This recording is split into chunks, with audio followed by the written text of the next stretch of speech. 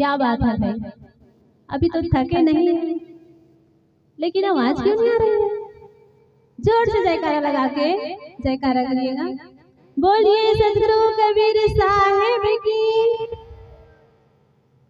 गुरु मूर्ति गति चंद्रमा, शिव की नैन जगो,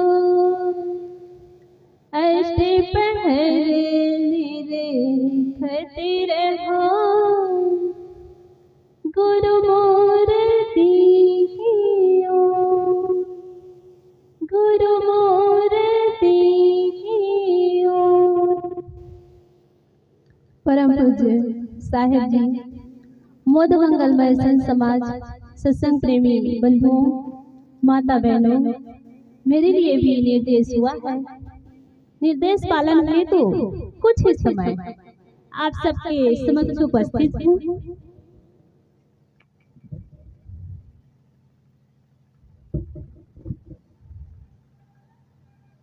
वैसे तो मैं जैसे माहौल देखती हूँ ना वैसे बोलती हूँ। इस क्षेत्र में वैसे मैं पहली बार आई हूँ और मैं जहाँ जाती हूँ ना वहाँ मैं परिवर्तन चाहती हूँ। वैसे तो प्रकृति का नियम ही है परिवर्तन। हमारा जन्म हुआ, छोटा छोटा होता है ना बच्चा, क्या इतना बड़ा हो जाता है, माँ के गर्भ में आता है, माँ के गर्भ से बाहर आता है, फिर घुटने के बल चलता है, फिर बड़ा हो जाता है, धीरे धीरे स्कूल जाता है। तो ये प्रकृति का नियम है, शरीर परिवर्तन होगा ही होगा। लेकिन मैं कहना चाहती हूँ हमारी सोच की परिवर्तन। आज इस वैज्ञानिक युग में भी कहीं कहीं ऐसे रूढ़िवादी लोग हैं अभी भी। अब संकेत आप समझ गए होंगे। सदगुरु कबीर कहते हैं घूंघट का पट खोल रे तो को पियो मिलेंगे। और मैं यहाँ देख रही हूँ कि सारे माताएं, जितनी माताएं बैठी हुई हैं, सब घूंघट लगा के। मैं ये नहीं कह रही हूँ कि हमारी साथी बहन और हमारे संत लोग ऐसे बैठे खुला, ऐसे ना बैठो, लेकिन हम आपके घर जाएं तो हम आपको ना पहचान पाए, ऐसे घूंघट लगाना अच्छी बात नहीं है। और वो भी संतों के पास आकर के, ये तो और अच्छी बात नहीं है।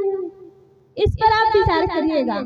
यहाँ से जाकर जब हम डॉक्टर के पास जाते हैं ना, तो हम संकोच करेंगे, अपना बीमारी ना बताएं तो हमारा इलाज कैसे करेंगे। और हम संत महात्मा के पास आकर के हम अपने पर्दा को हटाएंगे नहीं तो हमारे मन में क्या है वो हमको कैसे बता सकता है भाई।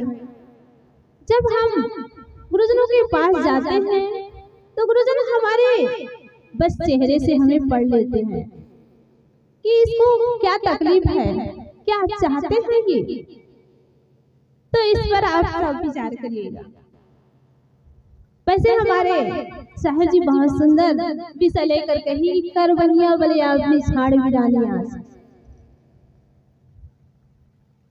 माताओं से मैं विशेष निवेदन करना चाहती हूँ कि आज पुरुष प्रधान देश में वैसे तो सरकार की तरफ से हमें 50% का आरक्षण मिला हुआ है, बस वहाँ न्यायालय की बात है। और गांव और घर में कहा जाए तो 10% से कम नहीं है। विचार करिएगा, जहाँ तक मैं देखती हूँ। वैसे हमारे संत समाज में 50% का आरक्षण है, जहाँ तक मैं समझती हूँ। कहीं कहीं अभी भी ये भी कमी है, धीरे धीरे पूरा कर लेंगे। तो मैं ये कहना चाहती हूँ, सदगुरु कबीर कहते हैं कि बुझ बुझ पंडित बीरवा न होए, आधे बचे पुरुष आधे बचे जो। सदगुरु कबीर कहे हैं 600 पूर्व वो बात आज लागू किए हैं सरकार की तरफ से। उस अधिकार को हमें समझना है। कैसे समझना है? बहुत पहले की बात है, जब नारियां घर से बाहर नहीं निकलती थी, पढ़ने के लिए उनका विद्यालय नहीं था, उनको बस चूल्हा चौका तक ही सीमित रखा जाता था। लेकिन आज कानून के हिसाब से, संविधान के हिसाब से और सत्संग के माध्यम से, और सच कहा जाए तो सदगुरु कबीर साहब की देन है, जिन्होंने कहा कि आधे बसे पुरुष आधे बसे जोड़। बुझ बुझ पंडित बीरवा न होए, आधे बसे पुरुष आधा बसे जोड़। सदगुरु कबीर ने जो हमें अधिकार दिए हैं, उस अधिकार का हमें सही उपयोग करना है। बंधुओं, माता बहनों, आज ये पुरुष प्रधान देश में जो लड़की और लड़का में आज भी भेद किया जा रहा है, इसको हमें मिटाना है। जब तक हम घर से, अपने मन से, अपने सोच से इसको बदलेंगे नहीं, तब तक सरकार लिख दे रही अपने डायरी में कि नारियों को आधा आरक्षण दे चुके हैं, लेकिन उस पर हम अमल ही नहीं करेंगे तो सरकार भी क्या करेगी भाई। गांव में कोई प्रधान हो ना, तो नारी को प्रधान बना देते हैं और सारे काम पुरुष करते हैं। क्या नारी नहीं कर सकती? कर सकती है, लेकिन पुरुष भाइयों से निवेदन करती हूँ और क्षमा भी चाहती हूँ, इस पर आप भी थोड़ा इनको दबा देते हैं, ये अच्छी बात नहीं है। उनकी गरिमा, उनकी प्रतिभा, उनकी ऊर्जा को आप समझें। झांसी की रानी की बात आप सोचे तो जरा, मंदालसा की बात आप सोचे तो जरा। जिस घर में नारी कमजोर होती है ना, उस घर के बच्चे सारे चौपट कर देते हैं धन संपत्ति को, और जिस घर में नारी झांसी की रानी की तरह होती है ना, जिस घर में नारी झांसी की रानी की तरह होती है, वो अपने बच्चों को कैसे बना लेती है। मंदालसा की तरह हो जो माँ, वो अपने सारे बच्चे को साधु बना देती है। तो माताओं से मैं यही कहना चाहती हूँ कि अपनी शक्ति को आप जानो, अपनी ऊर्जा को आप पहचानो, अपनी प्रतिभा को भी आप जानो। आप में अनंत शक्ति है।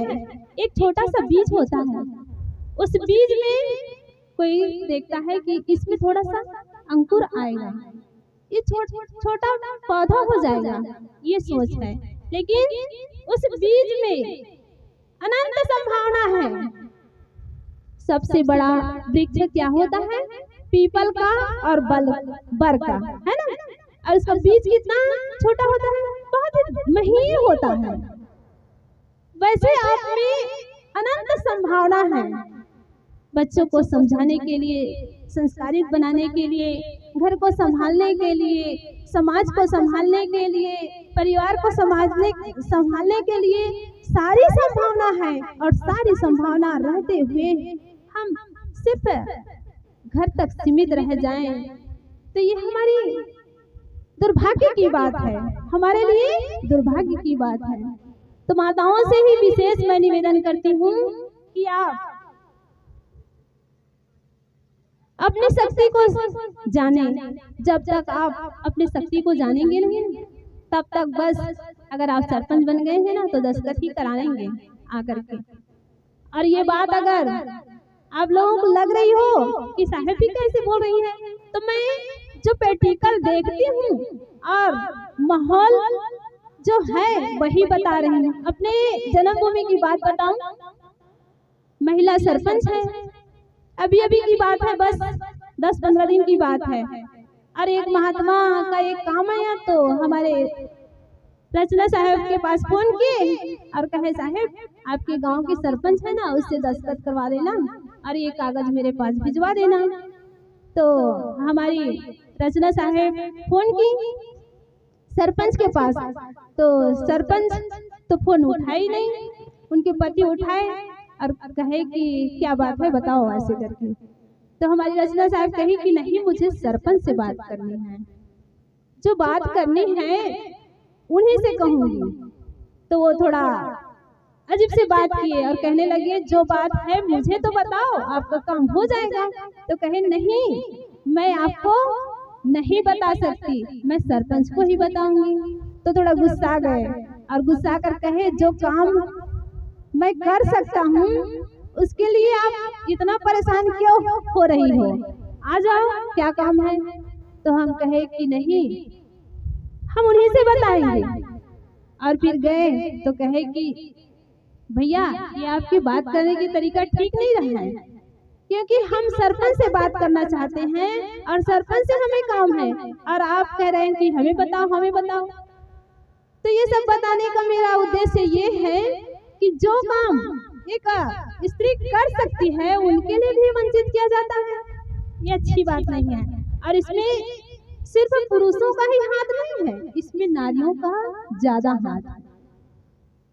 कोई हम आगे बढ़ना चाहते हैं तो हमें ऐसे दबाने खींचने वाले होते हैं ना तो हम गिर जाते हैं, और कोई ऐसे उठाने वाले होते हैं ना तो हम आसमान में भी उठ जाते हैं। तो जितना पैर खींचने वाले होते हैं ना तो पुरुष तो कम ही खींचेंगे।